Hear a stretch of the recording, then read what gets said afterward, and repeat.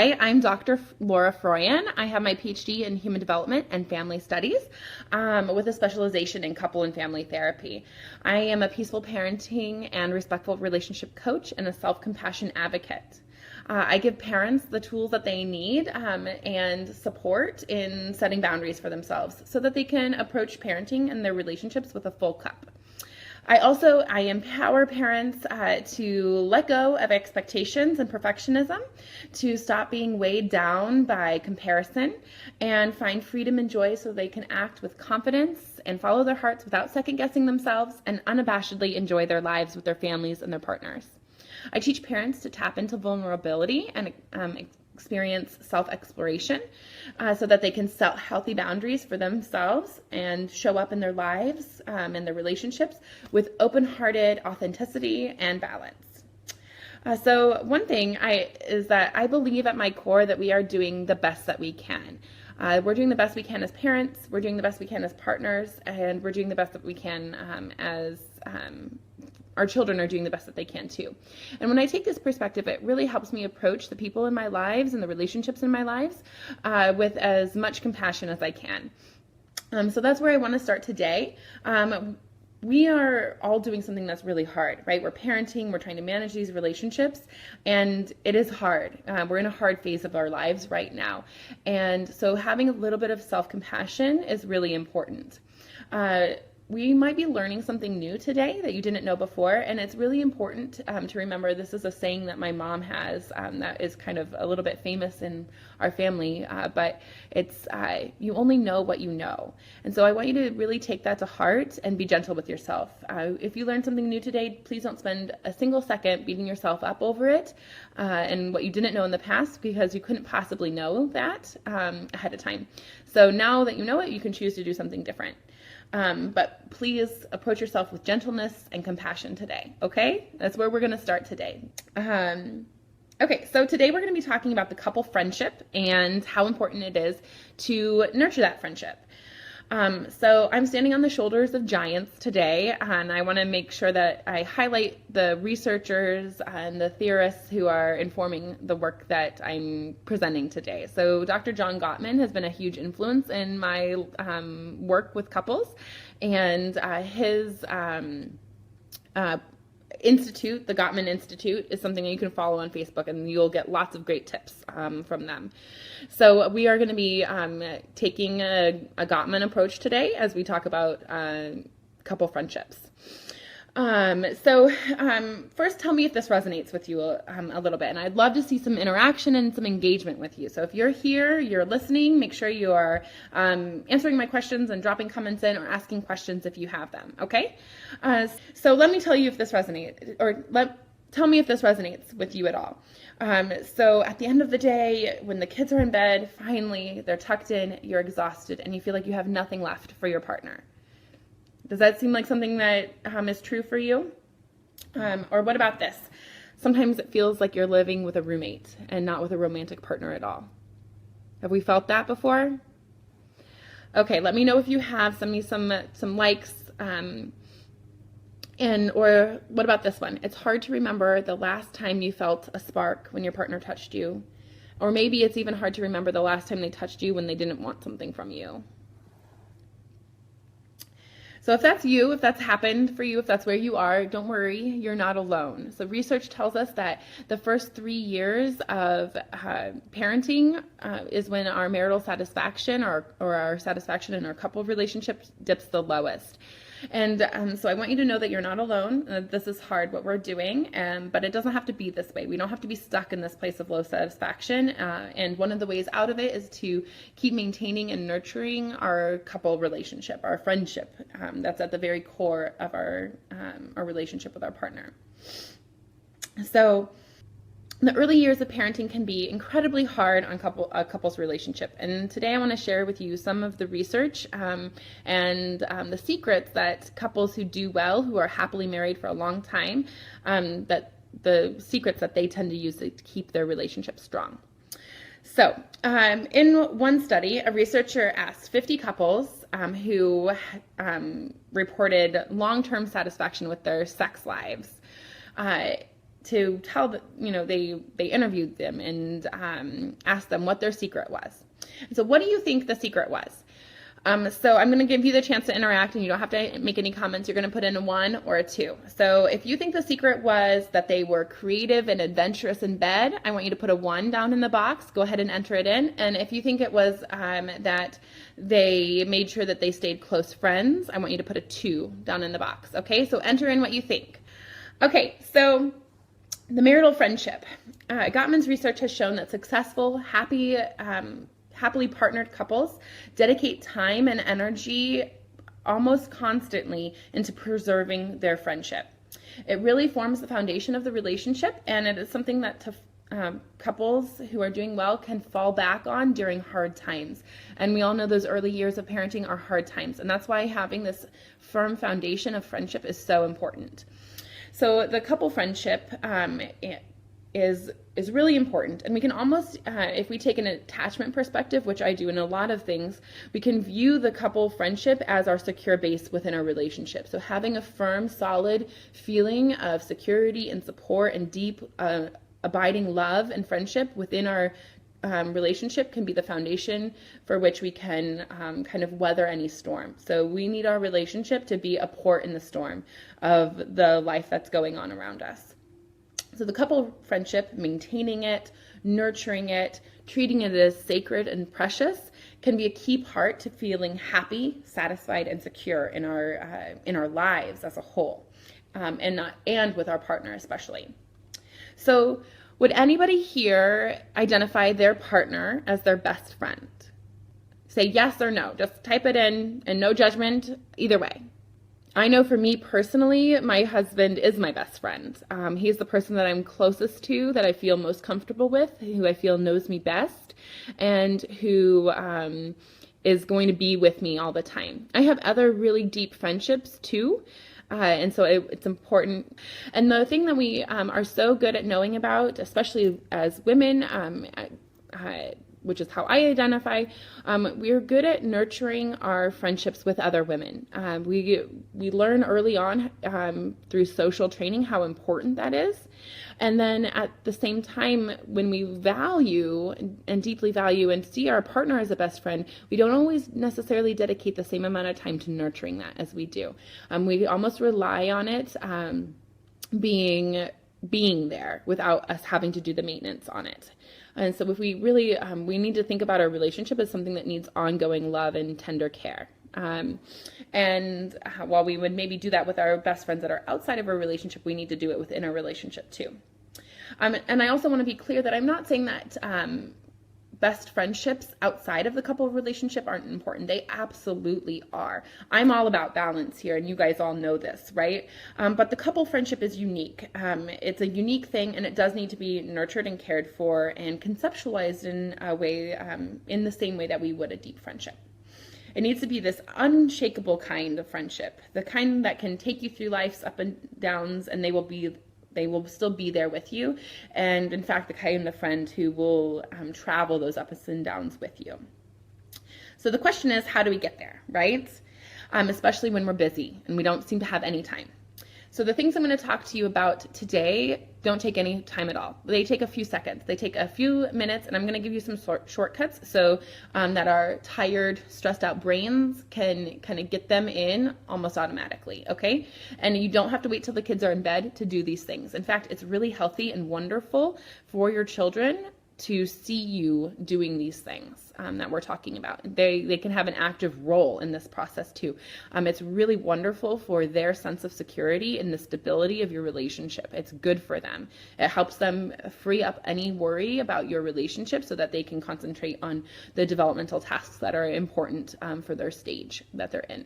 So these things don't have to wait until we're exhausted and at the end of the day. This is a constant nurturing part of your day, okay?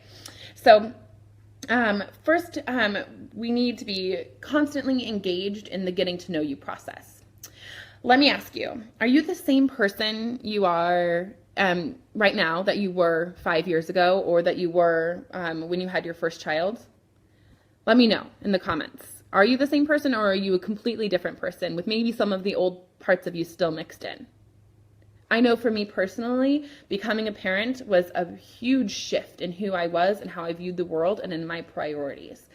And I think that it's probably true for all of you who are sitting here watching this. There's big pieces of myself that have been constant through my life, but becoming a parent was a big shift for me. And I guarantee that it probably was for your partner as well. But at the same time, with our partners, we get into this comfortable place where we feel like we know them completely. But the truth of it is that we don't. We can't, because they're constantly growing and changing just like we are.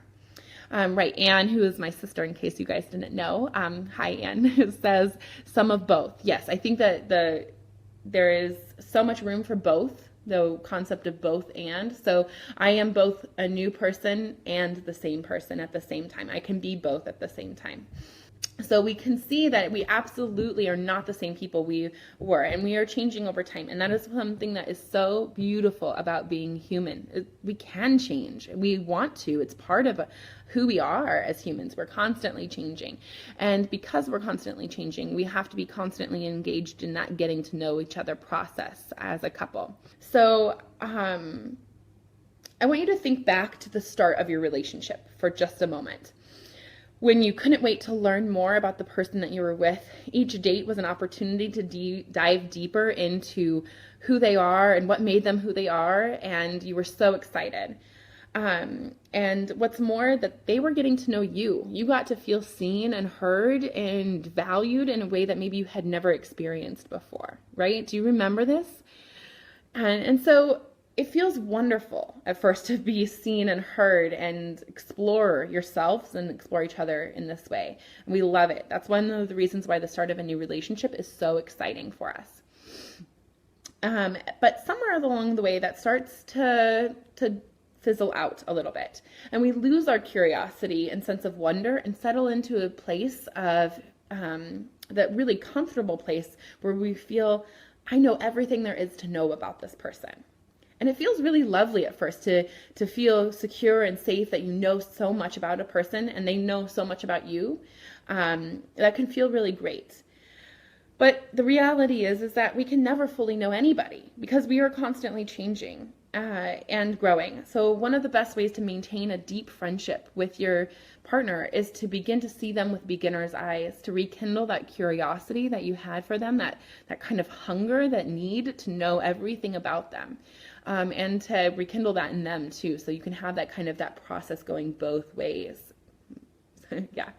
And then also experience the gratitude that really should be there, that you will get to spend your life getting to know this person, this wonderful person that's in front of you. I'm sure you felt that at some point in the beginning of your relationship, and it really does go away. But this is an active practice, just like gratitude is an active practice. And you can actively practice feeling grateful that you get to know all of these new things and to get to be a learner of your partner. So how do we do this? Some concrete ways. The first way is to ask really good open-ended questions. Okay, so you can ask questions on big things, on little things, it doesn't matter. What's your favorite meal? I don't have the same favorite meal as I did when I first met my husband. That has changed over time as we've explored new cuisines and done things together. So questions like, what's your favorite meal? What's the best thing that I cooked for you this week? Or what's the best restaurant you've been to recently? A little bit deeper things. What's the hardest part about parenting for you? What is the thing that you like most about each of our kids? Those types of questions. And then being open to answering these questions yourself too. And so I want you to get engaged with me here, and I want you to think about, what is the one question that you can ask your partner today that would help you get to know who they are right now in this moment a little bit better, or help you show them how much getting to know them means to you. So what's one question? What question are you going to go home and ask your partner with, or turn to your partner if you're watching this together and ask them today? Go ahead and type it in. Give me some examples, and so that the people who are watching this later can have some ideas. Another good one that my husband and I talk about frequently is where we would like to travel. We didn't get to do as much traveling as I think we had hoped to do before we ended up having kids, and I think we had also expected traveling to be a little bit easier with children, but now we talk about all the places that we would like to go someday when it is easier. We plan trips and we start to come up with ideas for how we can maybe get that sense of that travel bug satisfied a little bit with our children and in the phase we are now, but it's helpful to connect. So the next thing that is super helpful in building a friendship is telling stories. We all have stories in our lives that have made us who we are, and these can be big stories or little stories. And oral storytelling is one of the first ways that humans transmitted knowledge, and it is a process that's deeply embedded in our DNA. It is we have a need for storytelling. It helps us bond together as a community, and so if you're telling stories in your family, it's really good for family cohesion. And storytelling can also help us have a sense of our own place in a person's storyline. It helps us see the bigger picture, and it gives us a window into their perspective of a shared experience. So these are all wonderful things. And there's an added bonus with short storytelling. It doesn't just increase the bond between you and your partner, it increases the bond with your children and their sense of family cohesion, or their sense of being a part of something bigger than themselves. And that sense of family cohesion is really protective around the time kids hit puberty. So in general, kids who feel strong family cohesion tend to not engage in as much risky behavior like drinking or reckless driving, and they also tend to not rebel as much. So anything you can do to up family cohesion is wonderful. We tell family stories at the dinner table almost every night. Stories from when my husband was a small boy, stories when I was a small boy. We even tell stories from when my parents were kids, stories that they told me when I was a little girl that I know very well and am telling again. And all of these stories help us get to know each other in a deeper, more full way. My sister Anne and her husband Brendan have always had a relationship that I have admired. It was one of my first. They were a very good model for the kind of the quiet friendship type of love that we're talking about today. Okay, so do you guys, the people who I have watching here, do you guys tell family stories already? So enter a 1 below if you are already quite good at telling family stories, and enter a 2 if this is something that is new and that you're going to start trying. And it's also really good if you're already telling stories to your kids to start intentionally thinking about stories to tell to your partner. With your kids present or not, having that intentionality that this is for that I'm giving this information about myself as a gift to my partner can be really helpful. So if this is something you're already doing, it's wonderful. Just add the intention, the intentional piece of this is something more that I'm using the story to help my partner get to know me. And then you can also approach your partner with curiosity about their stories. So you can ask them, tell me a story about a time when you were scared when you were a child. And I guarantee your kids will love to hear that story, and you will love to hear it too. It'll be a really important thing for you to get to know those types of stories. Okay. So lots of people say that they aren't good at telling stories or that they don't have any interesting ones. And this is one of the barriers to telling stories that I hear a lot with the couples that I work with. But research shows that this really doesn't matter.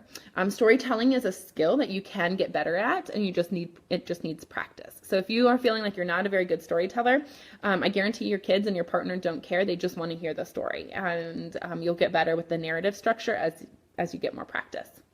And to be honest, if you think that your stories aren't interesting, I can promise you that you're wrong. Your family, your partner, and your kids find your stories endlessly interesting. I am sure that they do, because they love you and they want to know more about you.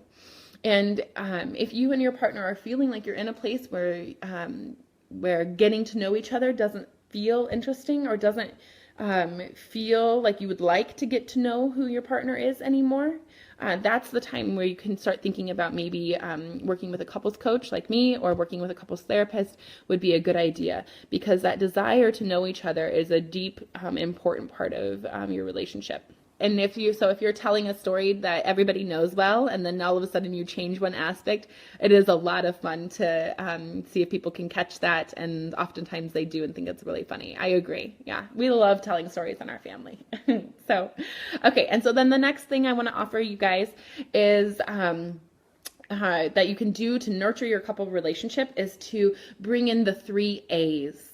And the 3 A's are appreciation, affection, and admiration. So you need to be thinking about the 3 A's: appreciation, admiration, and affection. I said those in the wrong order. Sorry. So appreciation, affection, and admiration. You need to be thinking about bringing those 3 A's into your lives every day, multiple times a day, and having a constant intentional practice of offering those 3 things to your partner. And by intent, sometimes we think about things being constant and intentional as being maybe insincere or affected. And I want to make sure that I clarify, this isn't something that we're going to be doing out of habit, but out of real intention. Okay. And so those 3 things, appreciation, affection, and admiration, what you can do is you can type them out and print them out and hang them on your fridge, and make sure you offer each one of these to your partner every day, at least once a day.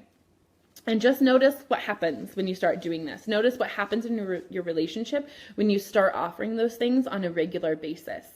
You don't even need to necessarily even draw your partner's attention if you're watching this on your own and you just kind of want to do an experiment and see.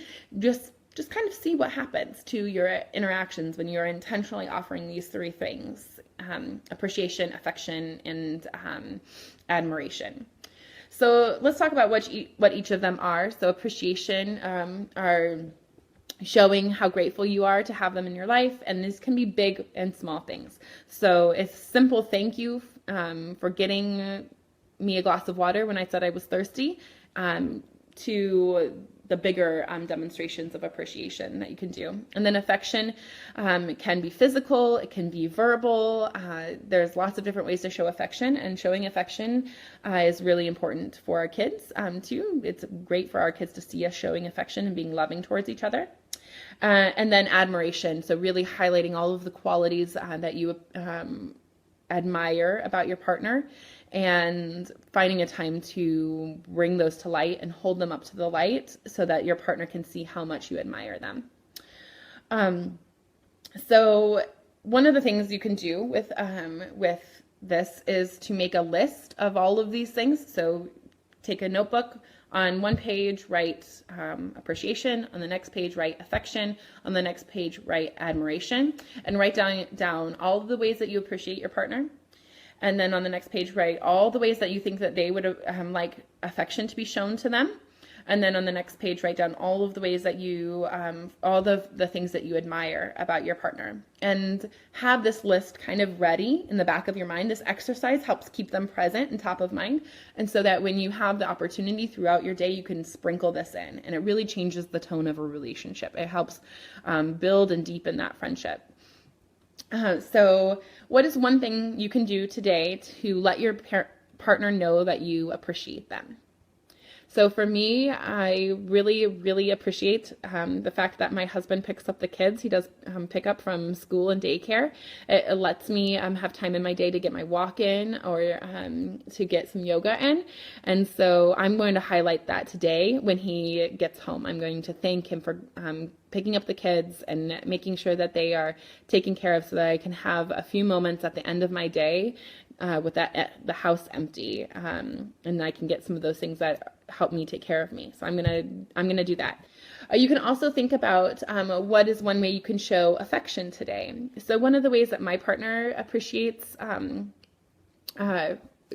likes to be loved. So his love language is time spent.